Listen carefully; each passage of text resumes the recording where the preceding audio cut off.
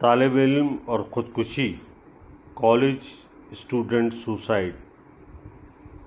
College کے طالب علموں میں خودکشی کی وجہ ڈپریشن کا علاج نہ کرانا ہے۔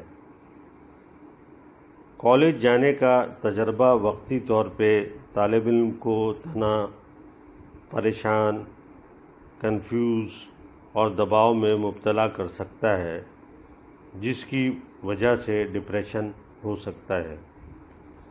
5 میں سے 1 طالب علم یہ محسوس کرتا ہے کہ اس کا ڈپریشن بڑھ گیا ہے، اور اس میں سے 6% ہی سمجھتے ہیں کہ انہیں علاج کروانا چاہیے یا کسی کی مدد لینی چاہیے۔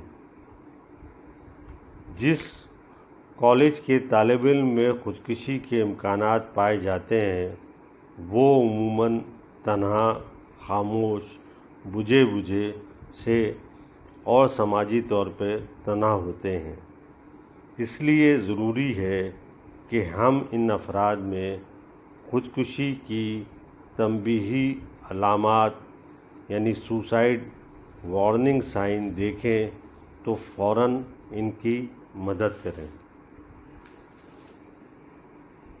سوسائڈ وارننگ سائن یا خودکشی کی تنبیہی علامات، نشانیاں یہ ہو سکتی ہیں: زیادہ تر اداسی طاری رہنا اور بجھا سا نظر آنا، خودکشی کے متعلق بات کرنا یا لکھنا، نا امید محسوس کرنا، بے یار و مددگار محسوس کرنا، شدید غصہ محسوس کرنا اور شدید غصہ کرنا، اپنے آپ کو چاروں طرف سے پریشانیوں میں گھرا ہوا محسوس کرنا اور پریشانیوں سے نکلنے کی کوئی راہ دکھائی نہ دے۔ موڈ اور مزاج میں ڈرامائی تبدیلیاں آنا، شراب نوشی اور نشہ آور ادویات استعمال کرنا، شخصیت میں تبدیلی نظر آنا،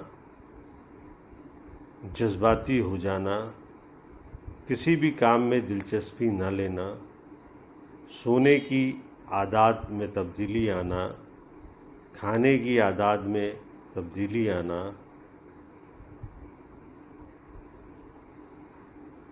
وصیت تحریر کرنا،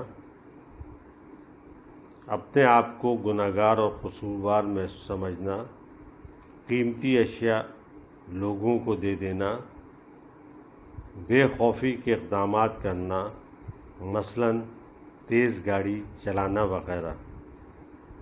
خودکشی کرنے والے 75% افراد میں ان بتائی گئی علامات میں سے کوئی نہ کوئی علامات مل جاتی ہے، تاہم یوں بھی ہوتا ہے کہ کوئی علامات یا خطرے کی گھنٹی نہ بجے اور مریض ایک دم خودکشی کر بیٹھے۔ علامات ملنے کی صورت میں فوراً نفسیاتی معالج سے رابطہ کرنا ضروری ہوتا ہے۔ ضروری ہے کہ تمام کالجوں میں خودکشی سے بچاؤ کے لیے پروگرام ہونا چاہیے، تاکہ بروقت ایسے طالب علموں کی نشاندہی کر کے انہیں علاج کے لیے رضامند کیا جائے۔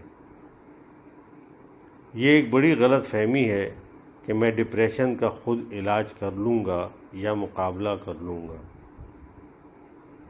جب آپ کسی بھی بیماری کا خود علاج نہیں کر سکتے تو یہ کیسے ممکن ہے کہ آپ ڈپریشن کا علاج خود کر لیں گے؟ اس لیے ضروری ہے کہ اگر آپ اپنے آپ کو ڈپریشن میں محسوس کر رہے ہیں تو فوراً مدد اور علاج کے لیے رجوع کریں۔